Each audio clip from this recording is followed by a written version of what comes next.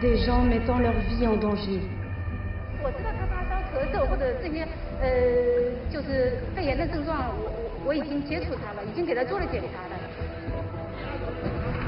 La course est lancée pour contenir la propagation.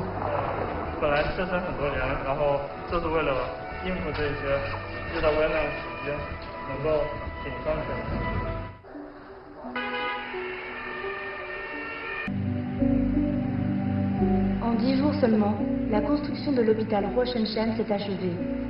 Sur les 2 centres hospitaliers prévus, il est le premier à être terminé.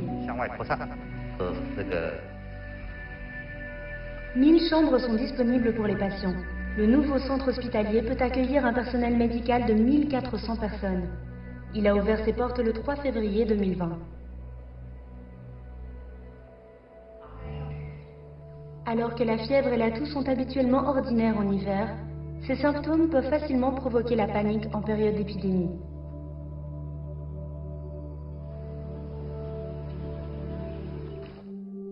Aiguilles, gouttelettes et coronavirus. C'est l'aube d'une autre longue journée de travail dans le centre de traitement des cas fébriles à l'hôpital numéro 4 de Wuhan.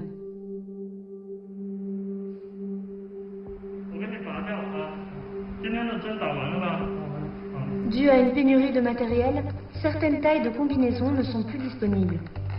Certaines infirmières de petits gabarits doivent utiliser du ruban adhésif pour obtenir une meilleure étanchéité.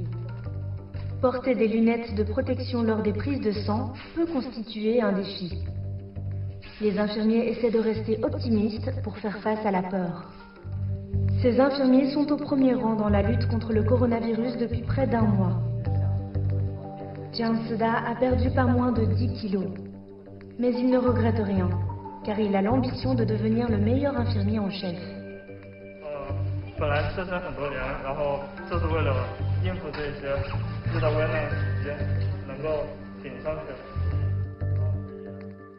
En tant que directrice du service des maladies respiratoires de l'hôpital, Tu Zhonghui est familière avec les infections pulmonaires. 冬天是我们呼吸科医生最繁忙的时候，那么我们也见了很多肺炎，比如说细菌性肺炎、支原体、衣原体、军团菌。 Cependant, le 3 janvier, Tu Zhonghui a trouvé des anomalies sur les images de tomodensitométrie d'un groupe de nouveaux patients. 一下子就来了5、6个，而且他这种影像学呈现出来的跟我原来所见的这种肺炎是不一样的。他们这些病人的肺炎很相似，像一个，打个简单的比方说通俗一点，都很有特点。要么就是在下肺沿着这个胸膜平行于胸膜分布的，这种毛玻璃白的，然后要么就是沿着支管、血管部分布的。就是说，我们作为这个感染科来讲的话，应该说还是要这个加强业务基本功。同时呢，我们就是对一些这个隐患，也在这个不断的给予不断的对这个新的这个疾病的这个斗争中，可能会积累很多的经验，然后把这经验可能以后用到对一些未知疾病的这个防控上去。 comme ni ngeen ko gisee mu nekkoon extrait ci documentaire bi nga xamante ne waa CGTN français ñoo ko amal fële ca Wuhan bi coronavirus njëkkee feeñ foofu ngeen ko gisee taxawaay biñ ci njëkk a am si loolu sax la ñuy sukkandiku ngir waxtaanee kaawu Sénégal tey nag si waxtaan bi maa ngi si ànd ak ñaari gan ki nekk sama gauche di docteur Abdoulaye Bousso moom mi jiite CROUS nekk centre d'opération des urgences sanitaires ñu ngi lay nuyu docteur Bousso. maa ngi lay nuyu soxna Anushka. am na tamit sunu beneen gan mu nekk docteur Mohamed Ly nekk spécialiste en santé publique ñu ngi lay nuyu di la dalal. maa ngi lay nuyu. ñu ngi leen di jaajëfal yéen ñaar ñëpp si li ngeen répondre sunu invitation alors comme nu ngeen ko gisee si extrait yi ñàkkul ne sax documentaire bi am na as tuut lu ngeen si jot a seetaan virus bi feeñee Wuhan lu gaaw mu law ci àdduna bi yëpp ba ñun ñëpp ñu jot si est-ce que ci njoxteel bi mënoon nañu xaar dayo bu tollu nii docteur Ly. En tout cas man d'abord maa ngi nuyu téléspectateur ITV dina personnellement man bi mu commencé foofu la commencé tiit daal ndax man ak docteur Bousso yëpp on a vécu ensemble l'épidémie d'Ebola. kon nag xamoon nañ ne suñu teelul jóg ni ñu déggee affaire bi di ni mu commencé soo moytul dina law daal ci àddina bi quoi. mais xamuñu woon nag kañ lay egsi ak vitesse bi ak mënuñu woon daal préciser exactement scénario bi mais xamoon nañ ne daal y avait des risques mu egsi ba fii daal. Docteur Bousso yow nga xamante ne da nga spécialisé aussi wàllum urgence ak catastrophe est-ce que njortoon nga ni virus bi dina gaaw a jàll ci épidémie ba pandémie. waaw ci jàll pandémie loolu mënoon na ne mais ni mu gaawee nii peut-être xaw na ñu jaaxal un peu parce que effectivement bi mu commencé Chine ragaloon nañ effectivement ak Chine ni mu toll ak déplacement yi nga xam ne mooy jóge ci Chine dem ci dëkk yi ci àdduna bi ñëpp jàppoon nañu dina tas amoon nañ fi genre coronavirus bi at ci ginnaaw tasoon na aussi mais bii pa moom ni mu lawee ak ni mu gaawee ak ni mu méttee ci yenn dëkk yi loolu xaw na surprendre ñu bëri ba tax na xalaat nañ même sax dëkk yu bëri si seen wàllu si xeex bi am na ay décisions yoo xam ne yéex nañ ko jël ba nga xam ne mbir mi bett na leen mais effectivement peut-être am na lu bëri loo xam ne jàng nañ ko ci feebar bi. ci wàllu boobu sax gis nañ ne ba mu tàmbalee Chine dañu jël ay mesures drastiques ngir contenir virus bi mu ñëwee fii ci Sénégal yow mi nga xamante ne acteur nga yaa ngi yëngu ci bi yaa ngi nekk bu baax a baax si feebar si xeexu coronavirus est-ce que am na loo xamante ne Sénégal roy na ko ci Chine na mu gérer crise bi ak ba mu yegsee si ñun. bu ñu xoolee même du Sénégal rek je pense adduna bi yëpp xool nañ Chine jàng nañ ci Chine ñoo ko njëkk a am te stratégie yi ñu utiliser ñoom pour essayer téye feebar bi ñëpp jàng nañ ci. donc Sénégal aussi jàng ci parce que stratégie bi nga xam ne da ngay limiter nit yi jaxasoo loolu déjà gis nañ ni ci Chine am na fa effet ñoom dem nañ ba confiné ñu ngi actuellement ñu ngi wax confinement ci wàllu dëkk yu bëri. ñun c'est vrai que ñun egguñu fa mais am na lu bëri lu ñu wàññi tëj nañ l'école yi tëj nañ université yi.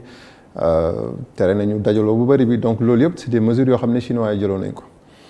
li am mooy c'est que ñun au Sénégal peut-être am na mesures yoo xam dañ ko teel a jël parce que aujourd'hui boo xoolee yenn dëkk yu bëri dëkk yu mag yi muy États-Unis muy Europe yu dëkk yu bëri yenn décision dañ ko yéex a jël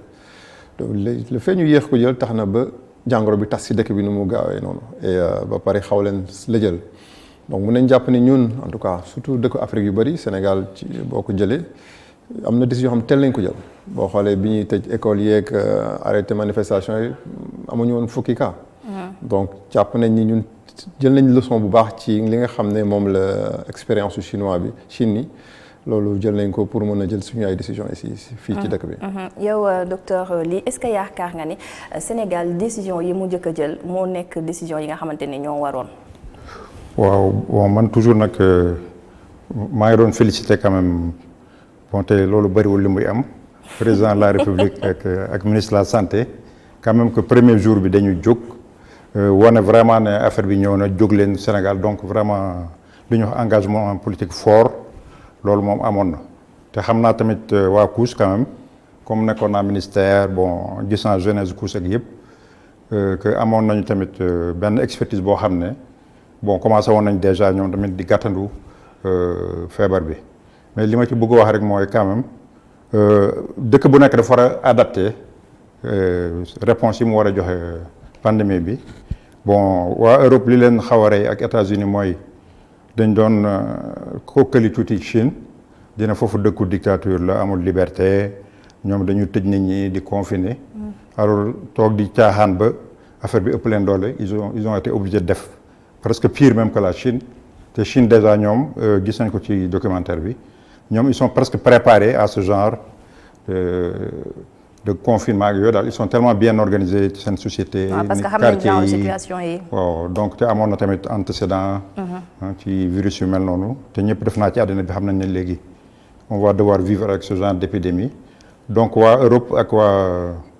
États-Unis bon xeeboon affaire bi ba États-Unis ak Angleterre sa bëggoon comme li théorie docteur Thiaw di développé nii nañu bàyyi rek mu law après mu am immunité bon te loolu en fait mënul appliqué wu parce que loolu du ëpp na grippe daal dañ foogoon na peut-être grippe la mais ils se sont rendu compte que Covid bi dafa xaw a wuute ak grippe parce que cas grave yi ñoo gën a bëri te day demander prise en charge bu metti te day solliciter service de santé yi bu baax donc erreur boobu def nañ ko te c'est à l'origine quand même de beaucoup de morts quoi. si wàllu mesure ba tey quarantaine gis nañ ne dëkk yu bëri hésité wuñu ngir def ko ngir def confinement général ñun Sénégal au-delà des considérations économiques sociales culturelles est-ce que tey jii yaakaaroo woon ne docteur Bousso confinement boobu suñ ci demoon lii yëpp dinañu koo épargner parce que ba ñuy tàmbale nombre de personnes infectées yi bariwul woon ñu dem ba quelque temps mu commencé exploser quand même. li ma bëgg wax déjà mooy épidémie bi lan la ñu jàngal en tout cas suñu xoolee ci wàllu borom xam-xam bi mooy humilité xam nga humilité ni ñu koy waxee ci wolof c'est-à-dire amul solution miracle. Aujourd'hui dans le monde kenn newul ni stratégie boo ko jëlee sa problème dina régler. Aujourd'hui ñu ngi wax confinement dëkk yu bëri ñu ngi naan déconfinement mu nekk problème. Donc du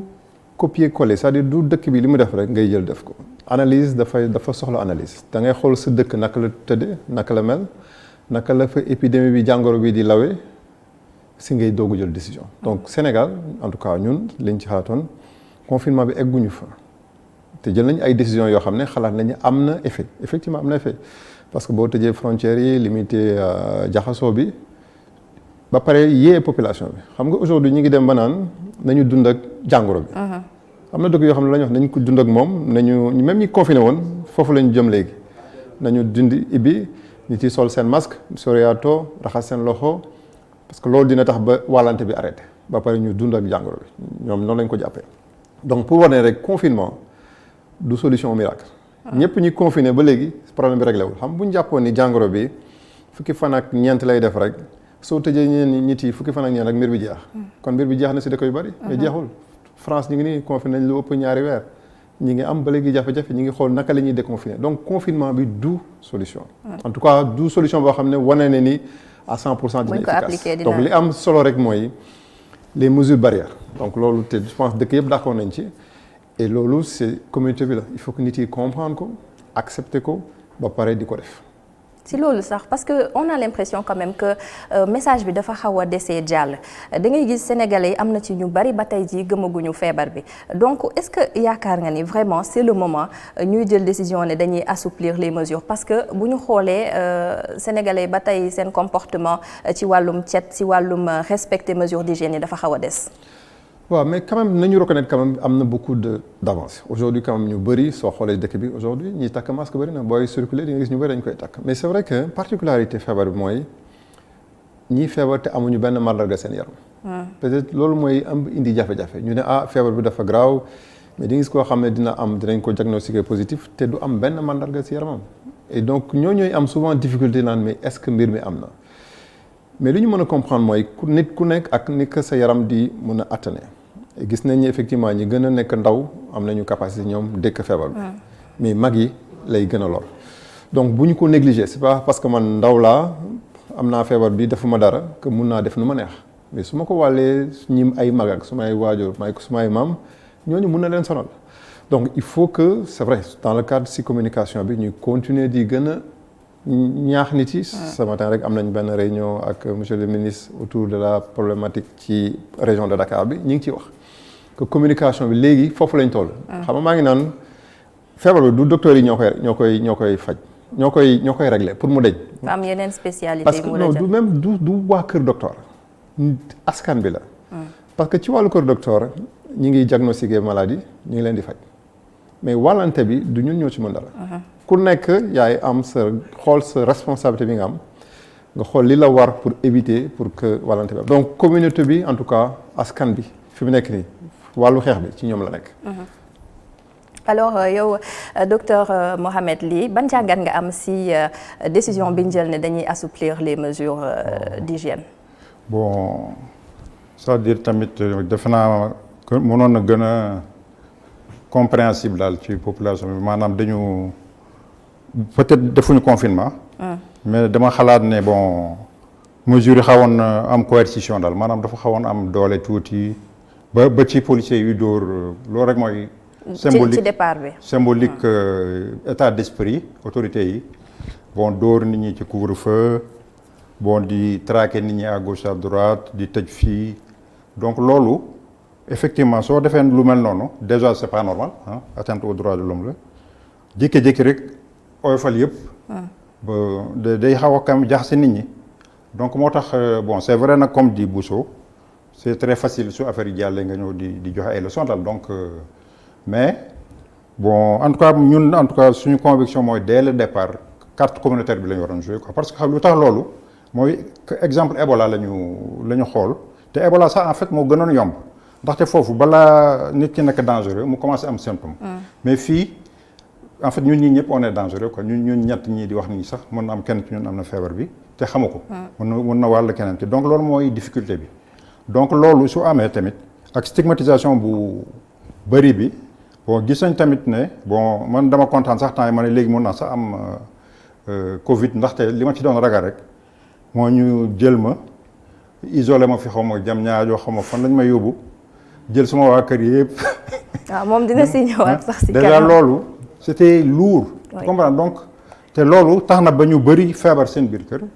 duñ ko wax ndax tamit gàcce boobu xam nga rek ñun nit ñu ñuul. dañu bëri dafa am stigmatisation dañu bëri kersa quoi.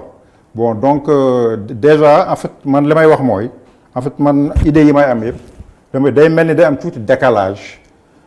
ci loo xam ne suñ ko teeloon a def mënoon a gën a yombal xeex bi daal maanaam. parce que comme dafa commencé noonu rek jërul woon teel a affolé tëj yëpp ak il fallait quand même proportionner riposte bi tout en se disant que solution bi en fait te ba léegi mooy solution bi. mooy nit ñi ci communauté yi ni mu ko waxee. ci quartier yi ci village yi bon ñoom daal ñoo mën a régler problème bi ñun lu ñu mën mooy fexe mu bañ a law trop su ñëwee nag ba egg si hôpital su dee cas simple loolu nee naa sax cas simple poste santé sax war na ko mën a gérer wala centre de santé su demee nag ba nekk cas grave bon ci suñu dëkk yi moom cas grave mooy te surtout temps yi ak li ñu tëj yëpp même patron bu am cas grave sax fii ci Sénégal ngay toog te malheureusement jumtuwaay yi manqué na kon soo motul nga loru ci donc solution bi moo ñu fexe ba cas yi wàññeeku su cas yi wàññeeku y aura moins de cas grave kon nag li ñuy gérer du metti loolu daal moo ñu ci mun a cohabitation bi ñuy wax balaa muy mun a neex quand même mu bañ a nekk cohabitation boo xam ne suñu maam yi yëpp ak suñu yaay yi yëpp dañuy dem benn soo jógee benn dëj demaat beneen dëj ainsi de suite non dañu bëgg cohabitation boo xam ne du bëri quand même ay décès te pour mu bañ a am il faut que cas yi ñu stoppé ni muy demee nii loolu moom c'est obligatoire te loolu population bi il faut mu comprendre ko. commencé jël ay motuwaay ku nekk xam ne sa gox en fait d'autant plus que léegi chef de l'État daay na joxe na carte blanche quoi. que à la limite que comme ni mu ko waxee politicien mënu ko régler médecin mënu ko régler mais ku nekk sa gox yooyu yaa mën a régler sa problème mais ñu gën a nag déglu tamit population yi. parce que mënoo joxe ay directives di def ay arrêtés yu dul jeex ba pare ne léegi carte communautaire da ngay bàyyi nit ñi ku nekk ngay expliquer leen les grands principes ku nekk sa gox nga xool noo koy régler fi ngay dugal sa cas contact fi ngay dugal sa cas asymptomatique maire baa nga fa sous-préfet nga fa bajjen gox yaa nga fa relais communautaire. ñu impliqué ñëpp. ñoom ñëpp ñu ñëw toog ci seen gox nan la ñu def pour vraiment. progression bi ñu wàññi ko ñu stoppé ko mu bañ am cas grave man daal loolu la xalaat bon loo xam ne nag yow mën naa wax ni peut-être mais mise en œuvre peut-être moo gën a difficile mais en tout cas suñu deful loolu parce que Ebola loolu lañ defoon dañu toog surtout Guinée di def répression di tëj nit ñi di def lu ne di stigmatiser ay nit yu bëri dee ba bi affaire bi lawee ci dëkk bi yëpp te avant xam nga ci forêt bi la nekkoon ñu ne forestiers yi ay sauvage lañu ay golo la ñu lekk ak yooyu ba bi mu demee nag ba ci dëkk bi yëpp la ñu doog a nag xam ne il faut ñu déglu nit ñi waxtaan ak ñoom jël en compte seen tradition respecter seeni sépultures yi yëpp daal nga xool noo koy gérer en même temps nga sauvegarder aspect culturel bi héritage culturel bi en même temps nga jéem a sauver le maximum possible. man lu ma xaw a jaaxal docteur Bousso mooy sànq yaa ngi koy wax moom it wax na ko balaa population bi di am ko di prendre conscience que ni feebar bi ngeen ñu xeex ko ku si nekk c'est à un niveau individuel ñu assouplir mesures yi école day ibbiwaat peut-être Sénégal dinañu ibbiwaat sunu ligne aérienne yi la vie économique va reprendre toutes les activités vont reprendre même si c'est timidement balaa ñuy yegg ci niveau de conscientisation boobu est-ce que duñu plonger ci scénario boo xamante ne moo gën a jéggi dayoo ci wàllu wàllum contamination bi. non je pense que décision yi nga xam ne chef d'État jël na ko amul contradiction parce que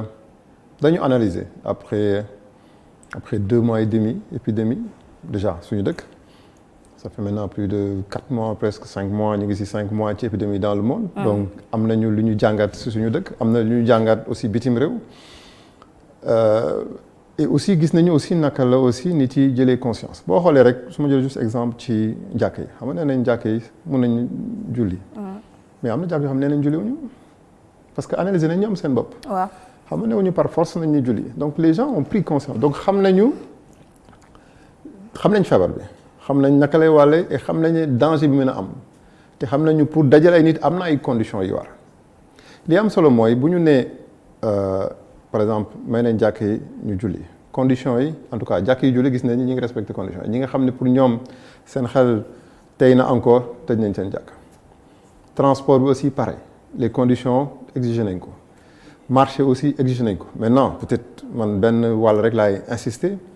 c'est que ñu tolérance zéro c'est-à-dire mu bañ a am masla ci loolu et loolu c'est très important loolu nag la bu ñu deful masla boobu nag foofu lañ leen a dem ci benn problème. mais loolu dina jafe de.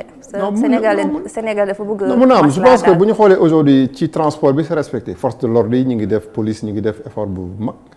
boo xoolee ci car yëpp ñu ngi sol masque. dans les marchés ñu ngi sol masque maintenant marché nag peut-être c'est am na lu ñu war a xoolaat ñu ngi naan marché yi il faut ñu de xoolaat suñu marché yi. nu ñuy dajaloo noonu parce que loolu aussi mooy problème bi parce que dañ naan du sol masque rek du hygiène bi rek. mais dajaloo bi et ci marché bi loolu dafa nekk problème donc décision yi jël du contradiction il faut que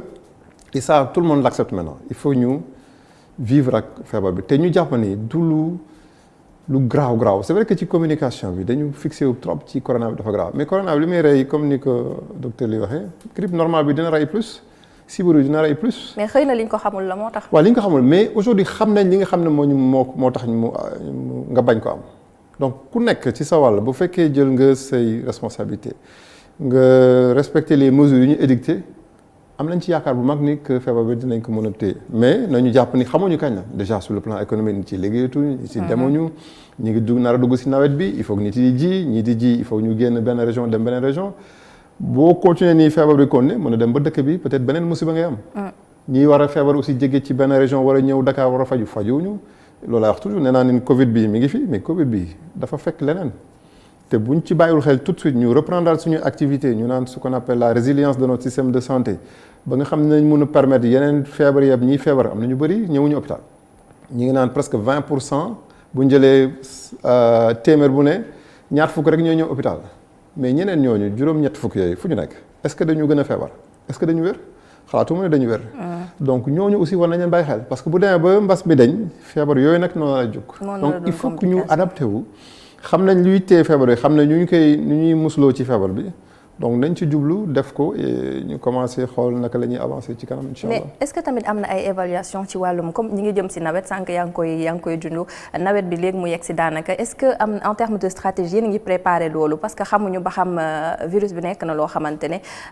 nawet bi contexte bi wala changement climatique mën na am si moom ay njeexital.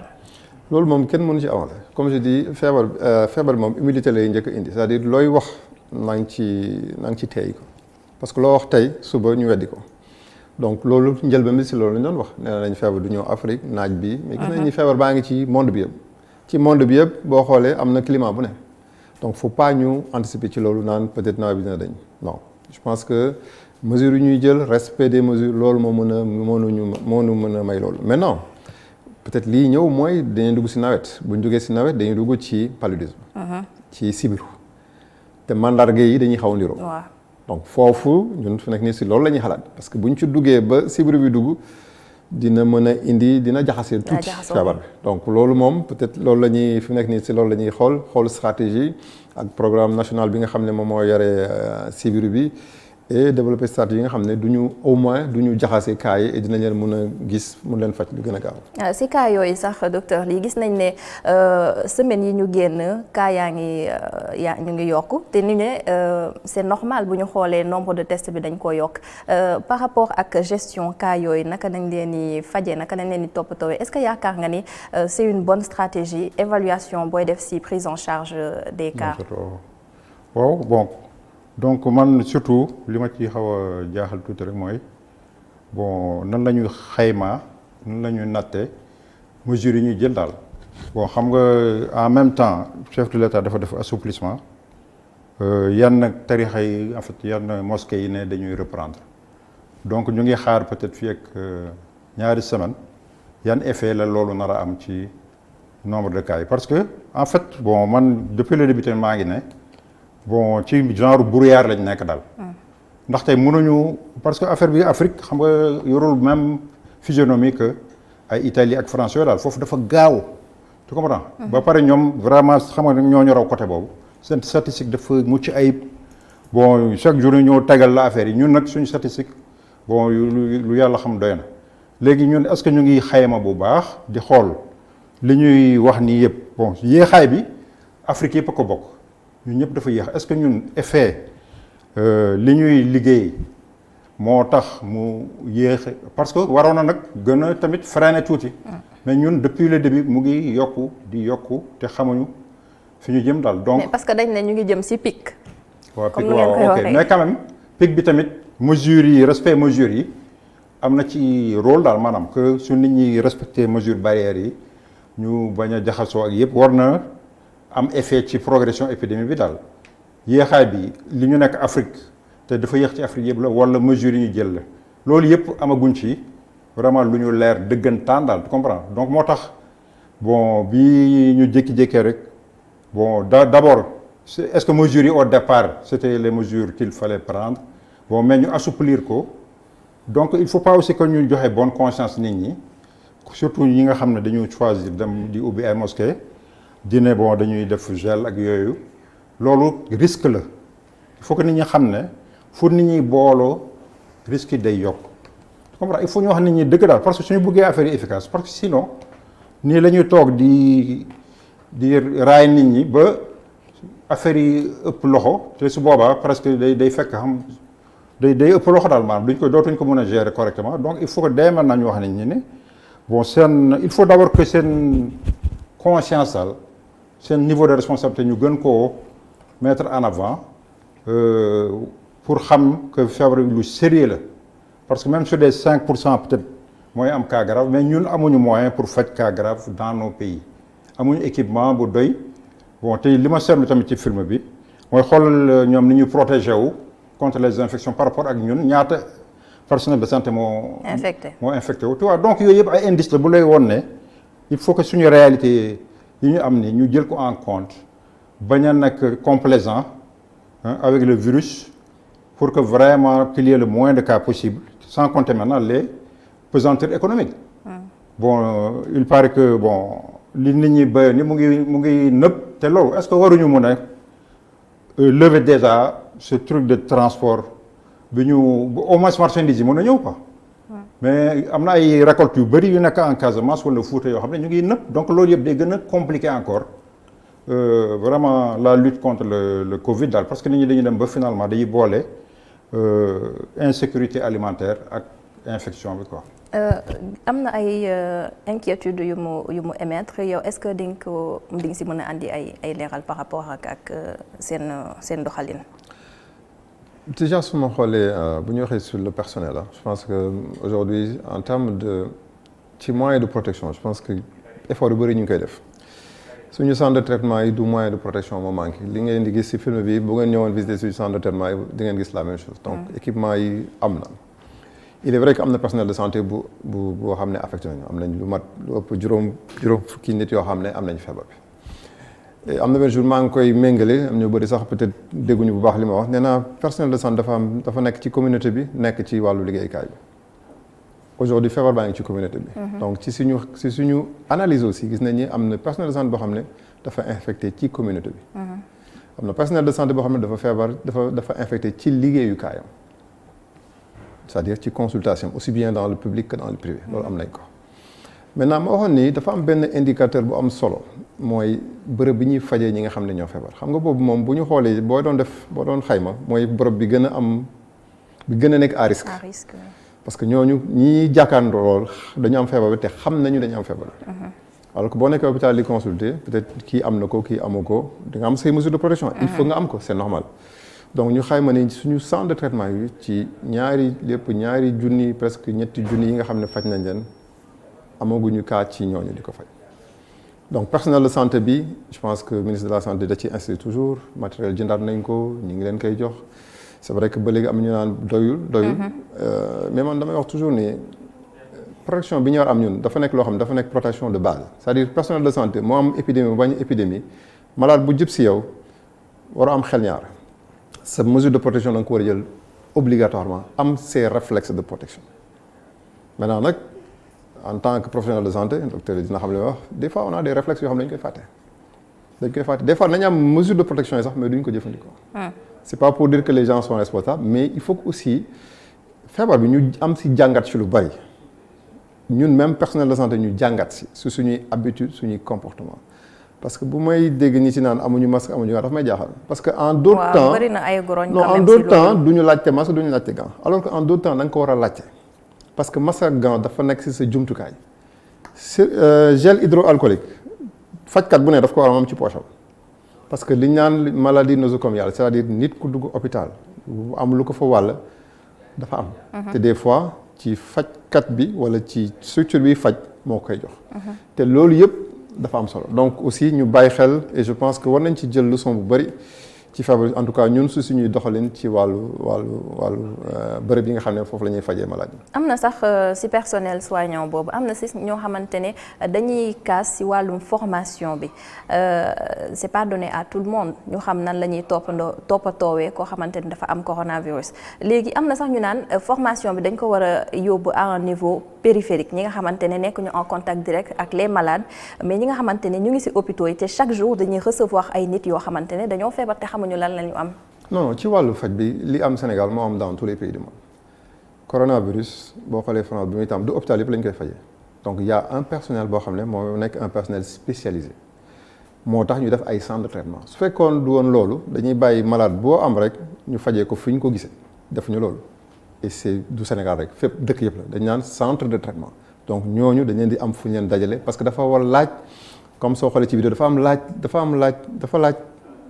ay habitudes yoo am ak benn tàggat boo xam dañ koy dolli ci sa tàggat bi nga xam ne moom nga am. du ñëpp ñiy faj ñoo mën a dugg ci centre de traitement di fa di ko def donc il faut ñu former leen. maintenant le reste du personnel en principe li ñu jàng seen école may na leen ñu mën a am benn protection parce que man mii nekk docteur soxla ñu may jàngal luy coronavirus su ma xamee ni am na feebar buy law am na su may ay jumtukaay yoo xam ne moom laa war a jëfandikoo. am na ni ñu ma jàngalee noonu laay war a xool seetee malade boo xam ne malade à risque la pour mën xam lan laay war a def mais centre de traitement yi moom ñi fa nekk ñëpp dañ leen di tàggat spécialement centre de traitement yi dañ leen di isolé même dans un hôpital boo demee hôpital Fann du ñi faj yëpp ñoo fay dem ñi fa nekk service de maladies infectieuses ñoom loolu mooy seen xam-xam. bu ñu jëlee yeneen ñoo xam ne nag dañuy faj ñu yóbbu leen fa dañ leen di tàggat yóbbu leen fa. balaa ñu leen fa mais si centre de traitement yooyu ay personnel bi ñu gis ne nit ñi ñu ngi infecté ba tey. À quel niveau lañ mën a situer infection bu si défaut peut-être on n'a pas les bons. non amul benn centre de traitement bu am personnel bu infecté. Il y a pas un centre de traitement où il y a des personnes infectées. Le personnel infecté est dans les structures de santé. Il faut mu leer li may wax c'est-à-dire je veux pas que mu am kii proko dans les hôpitaux boo demee hôpital Fann. service SAE bi am na ñoo xam ne am nañ fa feebar bi ci personnel de santé bi soo demee service d'ORL personnel de santé am na ñu ko fa am. soo demee service de maladie infectieuse bi nga xam ne moo am centre de traitement bi amuloo fa personnel bu ko am donc c'est très important il faut pas ñu def amalgame je ne sais pas si c'est clair donc loolu dafa am solo dafa am centre de traitement ak nag le personnel en général effectivement le personnel en général est exposé parce que aujourd'hui virus baa ngi circuler foofu laa ne ñun fajkat yi dañ ci war a jàng tout malade est suspect mi ngi naan ñun 3 ñu ngi toog peut-être bu ñu testoon peut-être kenn am na ci jàngoro bi donc suñu comportement la ñu war a je dis pas adapté mais li ñu jàngal école suñu université loolu la ñu war a appliquer ba nga xam ne boo ko jëlee sa attitude yooyu di nga mun a protéger sa bopp parce que bu ñu amee cas dañ naan les personnels qui sont à risque mooy personnels yi nga xam ne dañu nekkoon protégé am na ñoo xam ne protégé wuñu seen bopp donc ñi nga xam ne protégé seen bopp nag loolu mooy difficulté maintenant nag effectivement aussi bien ministère de la santé que hôpital bi moo war a jox jumtukaay yooyu ñi nga xam ne ñooy faj ba ñu mën a am les moyens de protection. yow ba xam si wàllu jumtukaay yooyu est-ce que gis nga ni vraiment ministère mu ngi répondre à cette demande. Bon ñun daal lu ñu leen di reprocher comme man syndicaliste bu retraité la mooy toujours c'est la faute c'est-à-dire que soo infection amee su dee mu ngi law population bi moo respecté wul mesure barrière personnel bi su ci amee ñu feebar ñoom ñoo respecté wul bon en fait mënul nekk hasard daal que parce que su dee dafa commencé di bëri ñu lay wax ne Matlaboul Fawzeyni am na ñun la hôpital Fann am na suy répété wu donc ça veut dire que ça dépasse simplement le fait que nit ñi jëluñ seen matuwaay wala c'est dans la communauté lañ jël seen infection. Bon d'abord te en plus war nañ sax protéger personnel bi yëpp gisoo waa Chine bi ñu xoolee léegi nii ñoom suñu wàccee du ñibbi seen kër yi waaw seen kër dañuy dem hôtel. donc nit ki man dama xalaat ne hôtel boobu ñu jël yóbbu fa ay séeréer soi-disant ay contact loolu genn la ñu warul woon def dañu waroon hôtel yooyu dañ ko waroon mieux utiliser bon wut vraiment personnel bi vraiment ñu aar ko du A à Z te bañ a def distinction entre centre de traitement parce que en fait li ma doon wax ma ne communauté bi sax mooy li ñuy wax frontline workers les soldats du front mooy ñi nekk ci communauté bi gis nga tamit soo xoolee waa Chine dañu dem ci kër yi mais ay volontaires ñooy sol ay masque de protection ñoom seen bopp dañu war a sol waxatuma nag kuy consulter nga xam ne bon en fait tu es même plus exposé que ki nekk centre de traitement parce que kooku xam na ay corona rek la am mais yow xamoo tu comprends léegi ni man am naa cabinet médical fa la cité Baye Niass te xam nga Baye Niass mooy Kaolack donc mun na am ñu ngi dem mosquée donc léegi mun na am foofu cas yi yokku parce que ñoom dañu demoon mosquée tu comprends donc yooyu yëpp ñi nekk en dehors des centres de traitement ils sont presque plus à risque parce que double risque la ñu yor le fait d'être dans la communauté en même temps le fait que xamoo kan moo ñëw ci su dee moom am na feebar bi daal. donc culpabilisation boobu baaxul déjà ci communication ak les communautés pour toujours di jël faute bi di lay yéen a kiiwul alors que ñun xam nañ ne suñu système de santé vraiment y a beaucoup de choses à améliorer quoi. waxuma nag centre boo xam ne dañ ko créer exprès buy gérer ay alerte boo xam ne vraiment am na ay moyens yëpp mais système bu normal bi pour nga am fa gant déjà problème la waxatuma ay gel hydroalcoolique c'est-à-dire que dans la routine doo am sax le minimum pour nga mën a liggéey yenn saa yi malade bi day ñëw nga bindal ko ordonnance demal pharmacie nga jënd ñëwaat donc loolu tamit mooy réalité bi fi am tu vois donc héritage boo xam ne corona bi da ko fi fekk dañu war a gérer waale donc vraiment loolu ça fait encore plus le mérite des travailleurs de la santé qui bricolent yooyu lépp pour jéem a vraiment sauver situation bi. mais moo tax nag ma ne tamit nañu fexe nag ba li ëpp ci cas yi ñu jéem koo gérer au niveau communautaire. jarul ñu leen di yóbbu ci hôpital yu mag yi di ci def ay moyens yu rëy yooyu alors que suñu liggéeyee bu baax au niveau des communautés y aura de moins en moins de cas ba yàlla su yàlla defee ñu am vaccin wala ñu am garab bu baax peut-être que dinañ ko mën a saafara mais d'ici quelques mois on sera obligé di fexe ci suñu dundin tous les jours nan la ñuy éviter virus pour bañ a rencontrer virus bi nan la ñu protéger suñu mag ñi pour ñu bañ a feebar. ci virus bi yooyu yëpp xam nga xeex bu metti la boo xam ne communauté yi rek ñoo ko mën a dékku daal. dinañ ñëw si kanam tuuti si wàllum prise en charge ñi nga xamante ne ay cas contact lañ ak jumtukaay bu bees bi nga xamante ministère bi annoncé na ko dañuy seetaan deuxième partie bu nga xamante ne moo nekk le deuxième document d'ailleurs ñu tuddee ko Wuhan une ville en quarantaine moom la ñuy xool dellu si waat.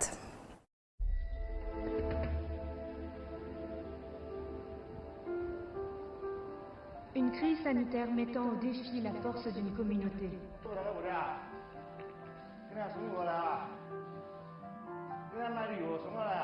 Des millions de personnes qui tentent d'éviter un virus mortel.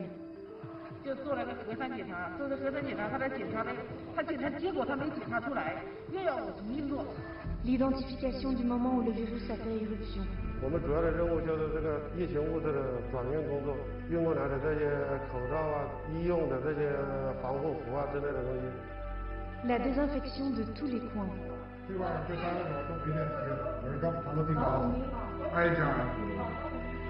Des médecins restant sur le qui-vive. 我们来了136个人，我的任务就是将这136个人健健康康的再带回去。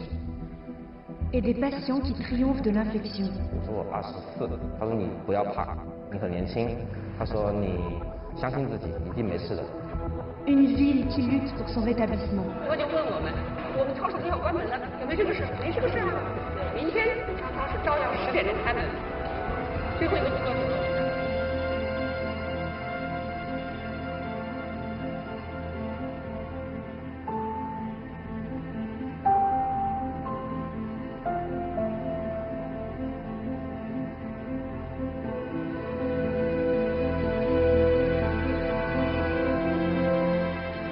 La personne dont tout le monde parle est Shi Dake. Il est spécialiste de la prévention des infections nosocomiales de la 4e équipe médicale de l'hôpital Jueting de Shanghai. Son travail consiste à protéger tous les membres de l'équipe du coronavirus. Et ce n'est pas facile. 我们来了136个人，我的任务就是将这136个人健健康康的再带回去。 Avant d'entrer dans les zones de quarantaine, le personnel médical doit porter un lourd équipement de protection. En tant que spécialiste de la prévention des infections, le Dr Shi doit s'assurer que les tenues soient correctement portées. Il faut couvrir les yeux et toute la surface de la peau. 他这个眼睛哪里不行？他眼睛，他其实因为它是一个弧形的，对的。你看，它这对，它这里都是漏的。像这种有弧度的眼睛，并不是所有人都适合的。 Les infirmières comblent les interstices avec du coton et scellent le tout avec du ruban adhésif. Mais le Dr Shi insiste pour utiliser des surlunettes mieux adaptées. 因为首先这个如果帮它贴得太牢的话，它脱的时候会有问题。 Ne voulant prendre aucun risque, l'infirmière se munit de nouvelles surlunettes. Ce jour-là, de nombreux membres du personnel entrent pour la première fois dans la zone d'isolement. Le Dr Shi décide donc de les inspecter pendant qu'ils retirent leurs équipements de protection. Il est beaucoup plus difficile d'enlever la tenue que de la mettre. La clé est de faire des gestes lents, même lorsqu'on jette les déchets médicaux et qu'on referme la poubelle.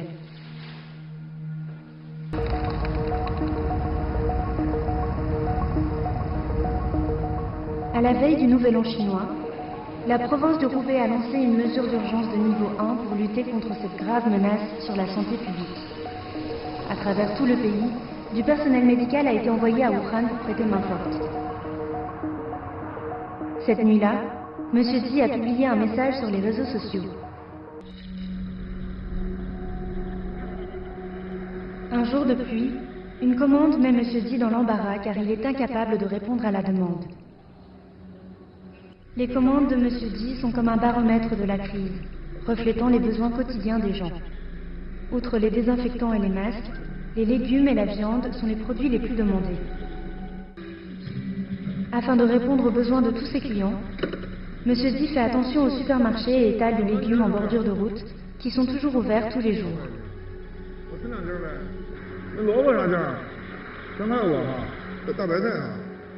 Après l'éruption de l'épidémie, les ventes de produits frais dans ce supermarché ont doublé par rapport aux ventes de l'an dernier. Les préposés font de leur mieux pour garder les étagères remplies. La ville est placée en quarantaine, mais la vie doit continuer.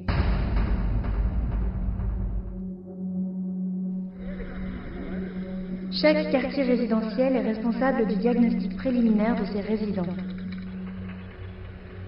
Zhao Bing est membre du comité du quartier.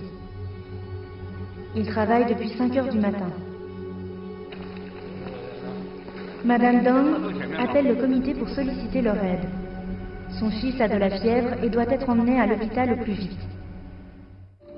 La gare de Hankou a suspendu ses services pour la première fois depuis sa création il y a un siècle. 我们现在主要职责就是守护好这个大门，不让任何一个人进站停车。 L'épidémie a imposé des mesures de sécurité accrues, des rambardes en acier aux entrées, des patrouilles de police quotidiennes et des caméras de surveillance à l'intérieur et à l'extérieur de la gare. Liu Zhi est consultante en psychologie. Son équipe a lancé un programme d'aide appelé « Nous sommes avec vous ». Son équipe constate un point commun entre tous les cas qu'ils reçoivent, l'anxiété. De nombreux travailleurs médicaux, des patients et leurs familles subissent un traumatisme et pourraient avoir besoin d'un traitement. 他是用隔离这样的一种自我防御，他要把自己从这个灾难当中抽离出来。我看到什么，我不细想，我不深想。其实呢，最简单的方案就是倾听和倾诉。我们把情绪通过语言说出来，它本身就有着一种积极的治疗作用。所以呢，我们也开启了一个陪伴者的计划。comme ni ngeen ko gisee mu nekkoon deuxième documentaire bi nga xamante ne waa CGTN français ñoo ko daal di réaliser ba tey ci Wuhan bi nag mu nekk bi nga xamante ne ville bi dañ koo mettre en quarantaine le 23 janvier may fàttali ne ñu ngi ci plateau bi ak docteur Abdoulaye Bousso moom mi jiite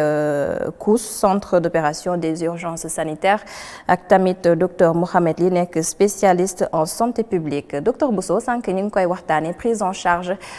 patients yi ak tamit prise en charge ñi nga xamante ne ay cas contact lañ leen di woowee ci début de semaine annoncé nga ne changé ngeen jumtukaay léegi ñi nga xamante ne ay cas contact lañ dootuñu leen yóbbu ci hôtel yi mais dañ leen di suivre seeni kër hôtel yi dañ koy jagleel ñi nga xamante ne ñoo am feebaru coronavirus est-ce que mën nga dellu si waat si stratégie boobu. waaw déjà ñu expliquer naka la ñu évoluer bi mbir bi commencé ba léegi. bu ñu xoolee bi ñu amee premier cas yi. contact yi mooy ñi nga xam ne dañu taxal ak ñi nga xam ne dañ leen diagnostiqué jàngoro bi seen kër lañ nekkoon. seen kër lañ leen doon suivre. ñu jël ministère de la santé jël décision ni képp koo xam ne da nga feebar nga am jàngoro bi sa yaram laboratoire wu Institut Pasteur wane ko dañ lay jël yóbbu la ci benn yóbbu la hôpital ka nga am ay mandarga sa yaram ka amuloo ko. di wax ni am na dëkk yoo xam ne defuñu loolu. am na dëkk yoo xam ne boo amoon mandarga sa yaram duñ la yóbbu hôpital. donc loolu lañ jëloon ci njëlbeen bi. ñu commencé ko ibi centre de traitement yi ñëpp ñi nga xam ne nag dañu nekkoon ay contact ñu bàyyi leen seen kër ci njëlbeen bi noonu lañ doon fonctionner di leen di suivre. bi ñu demee ba nga xam ne feebar baa ngi law ñu connaît toujours ba tey képp koo xam ne diagnostiqué nañ la dañ lay yóbbu hôpital. après ñu ne léegi pour gën a peut-être xeex mbas bi ba nga xam ne dinañu téye feebar bi. ñi nga xam ne ay contact lañ mooy ñi nga xam ne dañu laalaak ñi nga xam ne dañu feebar. te ci ñooñu xayma nañ ne am na ñoo xam ne mën nañu am feebar bi pour ne pas que bu ñu ko amee si fi ñu nekk ñu am ñu wàll ñu jëloon décision ne léegi dañ leen di confiner yóbbu leen ci hôtel di leen fa suivre. boobaak léegi passé nañ junni cas passé nañ ñaari junni cas donc fi mu nekk ñu toll ba nga xam ne centre de traitement yi ñu am pour maladie commencé nañu fees. ñu jël benn décision bu ñu jël bu ministre de la santé jël mooy léegi ñu ut ay centre yoo xam ne du nekk ci hôpital moom lañ naan centre de traitement extra hospitalier. foo xam ne du hôpital dañuy jël benn bërëb ñu aménager ko mu am ay lal nga xam ne nit dina fa mën a ne yóbbu fa ay docteur bàyyi fa ambulance di fa jël en charge maladie parce que bu ñu xoolee ci feebar ba ci Sénégal yi ci ëpp du yu forme grave. donc du yoo xam ne grave donc ñooñu. boo ci xoolee sax am na ñoo xam ne pour ñoom li ñu doon wax sànq pour ñoom feebar bi parce que effectivement amuñu benn mandarga seen yaram donc bu ñu jubloo ci loolu aussi ñu ngi xool ni aussi cas yi ñu ngi yokku donc suñu capacité dina dem ba dina commencer di si centre de traitement yi dina sës. te aussi bëgguñ jël suñu hôpital yi tëj service yëpp ne léegi ñi am feebar rek lañ fay. corona rek lay faj. loolu baaxul parce que ñu wax ni am na yeneen feebar yoo xam ne ñoo gën a indi problème ci ñu si dëkk bi. am na yeneen feebar yoo xam ne ñooy gën a rey nit ñu ngi ci dëkk bi yooyu il faut ñu ne di faj donc ñu ne léegi kon dañu bëgg a dellu comme li ñu doon defoon parce que contact yi xalaat nañu ak communication bi am sensibilisation yi am dañuy dellu ci stratégie bi njëkk mooy contact yi ñu bàyyi leen seen kër ba pare di leen suivre à distance comme ni ñu ko doon defee avec un contact boo xam ne matin et soir nit yi dañu leen di nemmeeku. ñu briefé leen jox leen ay numéro d'urgence ba koo xam ne bon am na ñoo xam ne parce que plus de la majorité plus de 90% yi même 95% yi du ñu am dara mais képp koo xam ne après am na loo yëg seeram nga woote numéro yi pour ñu mun la jël en charge. donc foofu la ñu dellu donc contact yi dootuñu leen yóbbu foofu léegi réceptif yi nga xam ne moom la ñu doon utiliser pour di leen faj ñu ne léegi nañu jël ñi xam ne ñu am jàngoro bi ñu dugal leen fa continuer li ñu naan prise en charge extra hospitalière bi. parce que dañu gis ni surtout ci fan yi semaine bi xaw nañu am xat-xat ci wàllu ñi nga xam ne am nañ jàngoro bi te ñi ngi seen kër donc loolu dañuy def choix moom la wax ni toujours épidémie bi dafa dynamique c'est-à-dire à chaque fois da ngay adapté wu li ngay def tey suba mun na ne mënatoo ko defati donc da ngay am humilité boo xam ne da ngay changer sa stratégie l'essentiel mooy chaque fois booy changer stratégie rek nga am benn logique booy respecté donc léegi dañu préféré ne duñu bàyyi ñiy feebar seen kër donc amatuñu place ci centre de traitement yi fees na commencé nañu jël en charge nit yi ci feneen fudul hôpital il faut ñu yokk loolu donc léegi li am mooy ñi nga xam ne dañu feebar ñi ngi des seen kër dañ leen di ci génne yóbbu leen ci centre yi ci structure réceptif yooyu à la place des contacts yi nga xam ne amuñu feebar ñu bàyyi leen seen kër di leen suivre léegi ñu utiliser léegi réceptif yi pour jël en charge ñi nga xam ne dañoo am feebar bi yóbbu fa docteur yi yóbbu fa infirmier yi ak ambulance yi ñu centre yooyu nag mook centre de traitement yi hôpital benn la même jumtukaay yi lañ fay yóbbu moyen de protection yi lañ fay yóbbu donc noonu la ñuy def ci wàllu aussi ñi nga xam ne dañu tukki dubbi si dëkk bi ci njëlbeen ba aussi loolu lañ defoon ñëpp ñi nga xam ne bi feebar bi tàmbale képp koo xam ne da nga jóge woon Italie France États-Unis boo daan ñëw da ngay ñëw aéroport ñu seet la xool sa température waxtaan ak yow jël say fi nga dëkk ak say téléphone ñu bàyyi la nga ñibbi sa kër gox bi nga dëkk district bi nga xam ne moo fa nekk moom moo lay suivre ba fukki fan ak ñeent yi passé donc tey aussi si loolu lañ delluwaat ñi nga xam ne dañ jóge bitim réew di ñëw am na suñu mbokk yu bëri yoo xam ne ñi ngi jóge bitim di ñibbisi dañ jàpp ne léegi bu ñëwee dañ leen di xool ñi nga xam ne nag bu ñu eggee aéroport am nañ ay mandarga seen yaram ñooñu dañ leen ci génnee isolé leen prélever leen téye leen foofu ba seen résultat génn su fekkee résultat bi dafa négatif ñu bàyyi leen ñu ñibbi mais bu fekkee résultat de positif ñu yóbbu leen suñu centre de traitement mais ñeneen ñi nga xam ne ñëw nañ am na garantie ku xamante ne dafa jógee voyage mun na jóge dëkk boo xamante ne dafa nekkoon dafa am coronavirus comme c'est tout le monde est contaminé bu ñëwee ñu defa ko thermoflash xoolal ko comme yi ñuy def aéroport après ñu bàyyi ko mu dem ban garantie la ñu am ne kooku yóbbaalewul feebar bi te mun na wàll ay njegeen ñaaleem amul benn garantie bi ñu am rek mooy responsabilité bi muy jël parce que dañ koy waxaat soo tukkee ñibbisi dugg sa biir njaboot ngay dugg de demoo feneen donc yow yaay am esprit boobu fi mu nekk nii xeex bi mbas bi du c'est-à-dire ku nekk sa wàll yaa ci am da nga ci am wàll. baadu dañ koo bëgg a bàyyi ak askan wi kon. non askan bi moo ko war a jël c'est-à-dire feebar bi amul c'est-à-dire bu kenn ci àdduna bi ku ne am na bu ñu trouvé comme ni ko docteur waxee benn vaccin ñu trouvé garab ñu mën ci jóg mais aujourd'hui ci feebar bi. kenn mënul teg benn solar ci buntu kenn pour naan ko doo génn mënul nekk xam même bu ñu leen bàyyi seen kër am na ñu naan mais bu ñu leen bàyyi seen kër dañuy wër di dem on ne peut pas mettre un personnel de sécurité devant chaque maison mënul nekk il faut que cette prise de conscience boo xoolee Europe aujourd'hui ak seen déconfinement bi si loolu la ñu teg seen loxo na ku nekk responsable parce que mbir bi mi ngi wàññeeku mais bu ñu bàyyee seen loxo mu yéegaat ba ñu naan sax bu fekkee mbir bi dafa nar a yéegaat dañuy confiné waat donc aujourd'hui c'est ça lañu foofu la ñuy jublu il faut que ñu xam ni feebar bi ñun askan bi ñun ñoo ko mën a fajal suñu bopp ku nekk bu jàppee ni comme li ñuy wax si njëlbeen am nga feebar bi di ngay xool noo def ba doo wàll soo tukkee bitim réew nga ñibbisi parce que am na ñoo xam ne aussi jóge nañ bitim réew ñëw def nañ test bi mais n'empêche que même bu ñu indee résultat yi dañ leen di wax confiné wu leen pendant 14 jours donc kooku aussi bu ñibbee këram il faut que mu xam li mu war a def donc wàll bi ci wàllu askan bi la te loolu bu ñu ko en tout cas bu ñu ko réglé wul communauté bi ñu ngi naan docteur mi ngi naan ci communauté bi la ñu waroon commencé si njëlbeen bi même bu fekkee si lañ toll nii c'est la communauté moo mën a xeex feebar mu dañ. docteur yow ban jàngat nga am si yi nga xamante ne wax na ko léegi. xam nga question de bon sens la quoi mais man li ma doon wax rek mooy être proactif tu comprends c'est-à-dire moom si boppam xam na ne léegi kii yi fees même hospitalisation xaw ma extra hospitalière bi léegi mu fees. te il faut ñu bi ñu commencé tamit xamoon nañ ne au rythme bi muy dem su yàggee dina fees kon kay nag balaa ngay xaar mu fees da ngay taj def ñun li ñu bëgg mooy que am nañu système nag quand même xam nga Sénégal dañuy sànni xeer souvent mais ñu reconnaître ne am nañu système pyramidal bu bien. suñu système de santé du njoogaan. vraiment y a beaucoup d'acquis c'est bien organisé. léegi loolu nañ ko jël jéem koo utiliser li manqué nag mooy peut-être. que communauté bi xam nga Ebola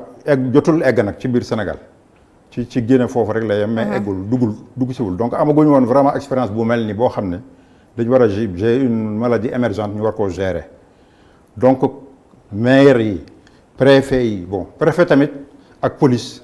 du ñëw rek di dóoraate parce que loolu day yàq xeex bi daal maanaam c'est-à-dire accompagnement la genre dissuasion la rek pour que nit ñi respecter ba pare ñu bañ a ëppal bañ a mettre les autres en danger mais c'est pas pour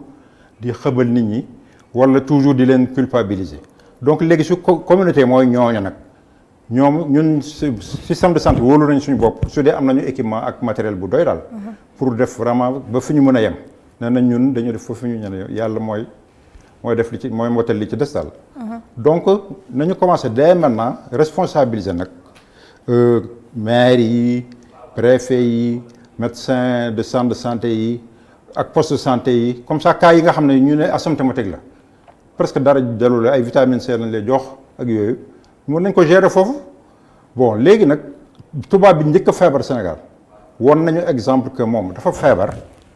te wàllul kenn am na jabar ak ñaari doom mais wàllul kenn donc loolu c'est très possible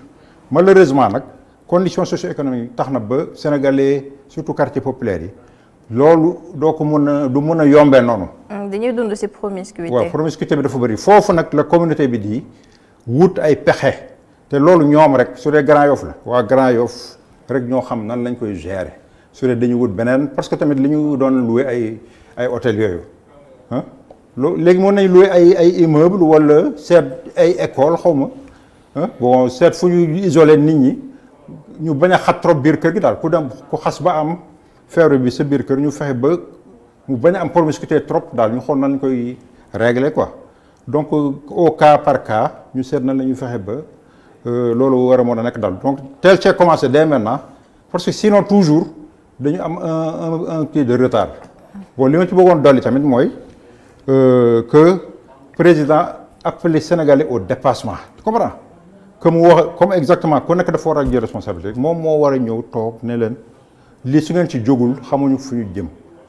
te bon peut-être ñun tàmmuñu ay guerre yooyu am na dëkk yoo xam ne nit ñi tàmm nañu guerre ñun Sénégal jàmm rek la ñu xam mais fii mooy peut-être suñu guerre bu njëkk mooy suñu guerre bu njëkk boo xam ne ku nekk dafa war a def effort de dépassement sinon xamuñu parce que tamit ñu ngi rafet njot rek ne pour le moment Afrique affaire bi ndànk lay demee mais c'est très possible que li ñuy gis télé bon à part que rek pyramide d'âge bi moo ñu xaw a sauvé tuuti mais quand même tamit bëgguñu boo man ni 61 ans la am bëgguma démarrer quoi sans compter ñun ñëpp suñu demee ñun ñëpp suñu dee kon di ngeen xaw a wéet tuuti quoi donc vraiment ñu mobiliser ñëpp chef de l'État appelé au dépassement opposition bi tamit xam ne xeex bi du xeexu Macky Sall xeexu Sénégal la. ñëpp ko bokk à la limite Macky Sall su deful li mu war a def sax ñoom nañu defar seen i pexe suñu gisee ne ñoom seen pexe moo gën bu Macky Sall mais on va les soutenir. Promiscuité boobu gis nañ ne il peut arriver toute une famille ñu daal leen di mettre en quarantaine léegi bu fekkee ne seen biir kër lañ leen wala mettre en quarantaine comment ça va se passer nan lañ war a comporter woo li gën l'idéal moo nekk ku nekk ci benn pièce wala nan la war a demee ci biir kër gi bu fekkee famille lëmb la ñu daal di ñoo nekk ay cas contact ñu war leen saytu. waaw déjà comme ni wax toujours cas contact du ko feebar donc on considère que amuñu jàngoro bi. waaye am na mais dañu am risque c'est-à-dire dañu nekk en contact. maintenant bu ñu nekkee en famille parce que am na ñoo xam ne sax c'est aujourd'hui gis nañu par exemple stratégie bi ñu jëloon da ngay tëj kër yóbbu ñëpp hôtel mën nañ ci discuter lu bari. donc boo confiné benn famille ci kër gi il y a des conseils mooy déjà appui psychosocial bi nga xam ne moom la ñu war a am. assistants sociaux yi psychologue waxtaan ak ñoom et puis les mesures yi ñu wax c'est que du dañ masque. hygiène. C'est-à-dire c'est pas parce que bon c'est vrai que ku nekk mënul nekk ci këram mënul nekk ci néegam mais am nañ ñu ñuy amee distanciation boo xam ne au moins 1 mètre entre nit yi bu ñuy tëdd ak nu ñuy manager nu ñuy gérer kër gi mais mën nañ leen confiner seen kër en ayant moyen de protection yi nga xam ne yëpp moom la ñu soxla muy masque beeg tout ce qu'il faut pour laver les mains et puis ñu expliquer nan la ñu mën a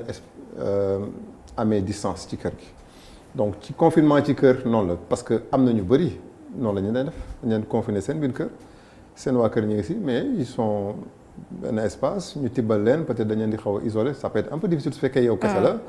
nga am sa masque à chaque fois booy interagir ak nit yi am na benn distance nga sol sa masque boo nekkee sa coin yow kese mën nga dindi sa masque nga nekk yow rek donc loo xam ne mën na ne tout à l'heure docteur mi ngi junj ni même ñu faj nit yi seen kër soo dem France dem nañ ba nga xam ne boo feebaree doo dem sax hôpital. da ngay woote ñu def ñu naan téléconsultation ñu xam ne mandarga bu feebar nga am ñu ne toog sa kër. donc aujourd'hui aussi loolu mën na ne mën nañ fa egg parce que comme li ñuy waxee bu ñu demee ba suñu capacité yëpp fees parce que aujourd'hui feebar bi comme ñu bëri dañ koy wax suñu dëkk yi attanuñu ko c'est pas être proactif ou ne pas être proactif parce que da ngay c'est une dynamique da ngay évoluer en fonction de la situation ba pare di am projection sur les suites donc aujourd'hui ñun ñu ngi projeté wu ci mais bu ñu demee ba nga xam ne nit yi dañu di faj seen kër ñu ne léegi l'hôpital koo xam ne sa yaram jagadina yaa fay dem. est-ce que moyens yooyu am nañ ko non du moyens yooyu am c'est-à-dire situation bi mooy imposé wu. non su ma nee faju sa kër du jël ay docteurs ñuy topp ku nekk sa kër ça se fait pas téléconsultation mooy am c'est-à-dire nit yi à distance lañ leen di conseil parce que di nga gis koo xam ne ba muy nekk hôpital ba muy génn mooy defal boppam mooy songal boppam mooy def lu ko neex. am na temps sax di def ay selfie di def ay post Facebook ak yooyu. donc genre nit yooyu am na nu ñu leen di encadrer xaar nañu war nañ mun même sax toog seen kër egguñu fa mais nekk na loo xam ne mën na ne si toutefois dem nañ ba suñu kaay yokkee amatuñu place hôtel suñu hôpital fees mënuñu jël Sénégalais di leen évacuer donc on sera obligé de nous adapter c'est pourquoi ma ne il faut que communauté bi bàyyi xel ci feebar bi c'est-à-dire ñun ñoo mën a tax ba feebar bi taxaw donc quelle que soit étape bu ñu am suñu responsabilité dafa am solo ci wàll bi suñu doxalin ak suñu nekkin ci ni ñuy interagir ak suñu ay biir kër. comme nekk na itam waxtu bi mu ngi ñuy xooj sax comme nekk na feebar boo xam ne fi mu toll nii amaguñu vaccin xamaguñu kañ lañ koy am te dafay créer benn psychose nit ñi dañu ragal xamuñu ko information yi bari na wax ji bari na am na si ñoo xamante xamuñu lan lañ war a jàpp lan lañ war a bàyyi est-ce que tamit soxlawul une prise en charge psychologique globale sénégalais yi mu am yeneen pas seulement les médecins mu am yeneen spécialité peut-être ay sociologue ay socio-anthropologue ñu mën a waxtaan ak nit ñi bu ko defee ñu gën a delloo si waat seen xel xamal leen ne di leen gën a delloo si waataal à chaque fois est-ce que vous à votre niveau yéen a ngi xalaat lëkkaloo ak ñooñu ngir gën a ñoŋal kii bi xeex bi. non xalaatuñu ko ñu ngi koy def. on a socio-anthropologue yi psychologue yi psychiatre yi ñu ngi suñu équipe dañu am benn unité bu ñu naan unité de prise en charge psychosociale donc dafa am. Et là je suis d'accord parce qu'aujourd'hui communication bi mooy nar a nekk surtout au début. En tout cas moom moo war a nekk devant. ba ñu dédramatiser feebar bi c'est que dañu ko dafa am psychose. te psychose bi bu ñu analyser au fond c'est vrai qu'avec les médias avec ce qu'on a vu à l'extérieur peut-être même ñun am nañ ci responsabilité en tant que soignant suñu xoolee par exemple les mesures de protection dañuy xool ni léegi ñun dañu jël presque niveau Ebola c'est-à-dire en sol ci kaw ba ci suuf. On se rend compte que c'est même pas nécessaire am na yeneen mesures de protection beaucoup plus légères yoo xam ne moom la ñuy sol te du am benn problème parce que bu ñu jàppee ni feebar bi ci noyyi bi ci biti lay génnee pour protéger wu c'est pas très difficile donc il faut ñu dédramatiser feebar bi te loolu nag peut-être ça va être difficile parce que ni ñu tàmbalee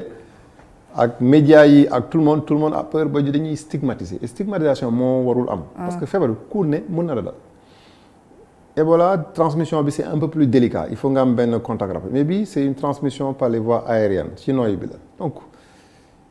à tout moment ñi ngay interagir yëpp mën nañ la donc amul kenn ku ci mën a rëcc du grade boo am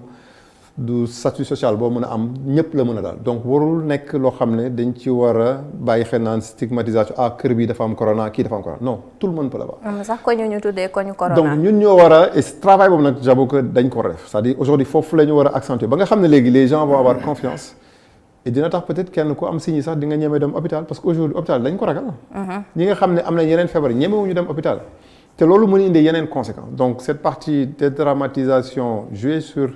dindi psychose boobu je pense que actuellement foofu la ñu war a foofu la ñu nar a jublu pour gën a accentuer communication ba nit yi vraiment ñu jàpp ni effectivement feebar bu am la du ñëpp lay sonal majorité bi du leen def dara am na yeneen feebar yu nekk ci dëkk bi yoo xam ne ñooy gën a lor corona ñu xam ko te mi ngi ci dëkk bi ba léegi ñu xool naka lañ ciy dundee ak naka la ñuy def ba nga xam ne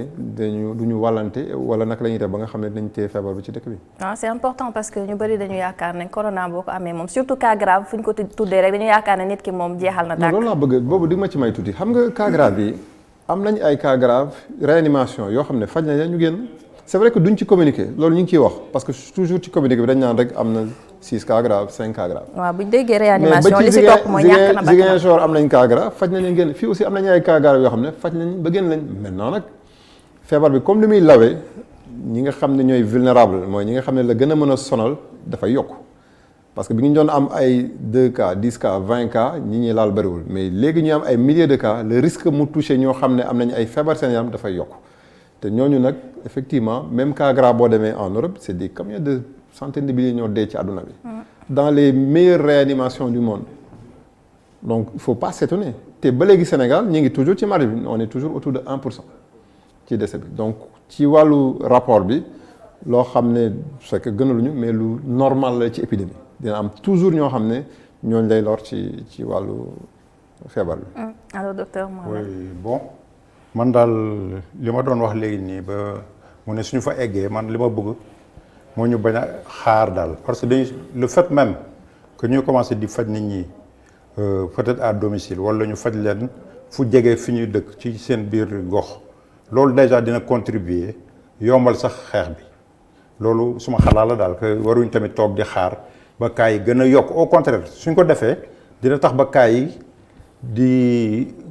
peut-être gën a ralentir daal parce que xam nga dynamique bi mënoo ko freiner brutalement nii rek quoi mais au moins suñ ko defee ba nit ñi justement démystifier feebar bi kii de am na kii mais mu ngi jël ay doomam mu nga këram mu ngi beru daal di sol masque am su ko nit ñi tàmmee ba day mel ni sibiru rek quoi à la limite tu comprends loolu ça va plus contribuer donc moo tax jarul xaar nañ ci commencer dès maintenant deuxième bi mooy test bariwul ñoom li ñuy wax affaire test daal te il m'est revenu que seen test yi tamit vraiment du yombul la am démb rek suma benn bàjjan dafa dëkk wetu ku décédé corona mais pour test bi rek il a fallu toute une procédure ba fin bi la ñu doog a ñëw ne kaay la ñu testé la ñi mais toujours day mel ni dañuy économiser test yi daal te dëkk yi réussir seen lutte contre corona mooy ay Allemagne fii ay Corée ak yooyu yëpp ñoom nag au contraire dañu utiliser test bu baax ma leen di ñaax daal nañu fexe te c'est wuti ay test ñëw bon c'est vrai que moom day ne mën nañ la test tey nga négatif suba ñu test la nga positif bon loolu yëpp dëgg la waaye nag test bi dina lay jox au moins indication soo ñëwee ci benn zone nga isolé nag ñii justement ñi am feebar bi ñu isolé leen xam nga loolu moo gën a yomb soo demee ba ràññee ñan ñoo am feebar bi nga isolé leen dinañ yombal lu bëri dinañ sol toujours suñu kii mais au moins xel bi dina gën a dal bon leneen li mooy ñu ngi commencé mi seetlu ay affaire yu bizarre tey dama lire ne benn mag encore moo daanu ci dafa dee daanu ci biir toilette donc su ngeen moytul dina am dee yu bëri yoo xam ne corona ko waral yoo xam ne si communauté bi la nar a nekk te day nekk genre xaw ma iceberg la daal que du réalité bi dëggantaan maîtriser wuñ ko donc il faut que vraiment ñu gën a farlu am ay test pour xam lan moo xew dëggantaan ci corona bi détraumatiser ko commencé ko di ko fekk ci kër yi ci communauté yi bon responsabiliser nit ñi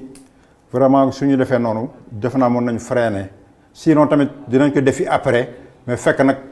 am nañu ay dee yu bëri wala ay cas yu bëri daal vraiment waxtu bi moo ñu xooj mais am na yeneen poñ yoo xamante ne bëggoon nañ ko aborder ak yéen ñaan yëpp ngir leeral sénégalais yi waaye waxtu bu ñu amoon jeex na may fàttali rek ne tey docteur Abdoulaye Bousso bu COUS mooy centre des opérations d'urgence sanitaire ak docteur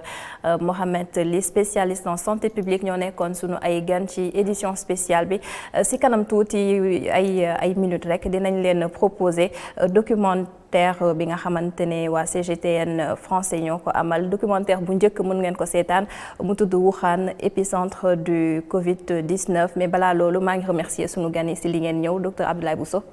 waaw maa ngi lay sant aussi soxna Anoushka je pense que aussi occasion la pour ñu gën a mën a expliquer population bi ci wàllu mbas mi et puis di vraiment di wax ni en tout cas ñëpp ñu ngi ci en tout cas ci wàllu kër docteur di tàmbali ci ministre de la santé ak ñi jiite réew mi yëpp pour xeex ko et def naa dinañ def lépp li nga xam ne moo ñu war pour essayer ko téye mais toujours di wax rek na askan bi bàyyi xel ci nga xam ne digle yi ngeen di jox nañ ci bàyyi xel parce que loolu mooy li nga xam ne mooy li njëkk ñoom ñoo nekk vraiment comme ni ko docteur waxee en front line pour que feebar bi mën a taxaw Sénégal. docteur Ly. bon man tamit maa ngi lay remercier ba pare dina ñun tamit rôle société civile la ñu joué maanaam dañu bàyyi nguur gi di doxal ñu ñëw nag di xool di xayma di wax suñu xalaat on n'a pas toujours raison mais au moins c'est un son de cloche différent quoi pour ñu sóoraale ko rek quoi. jërë ngeen jëf yéen ñaa ñëpp si li ngeen fi teewoon si dimanche di leen jaajëfal yéen ñi ngeen xamante ne yéen a àndoon ak ñun ci ITV di jërëjëfal di jaajëfal tamit ñi ma àndoon ak ci équipe technique bi di leen jox dig daje fileeki fan incha allah.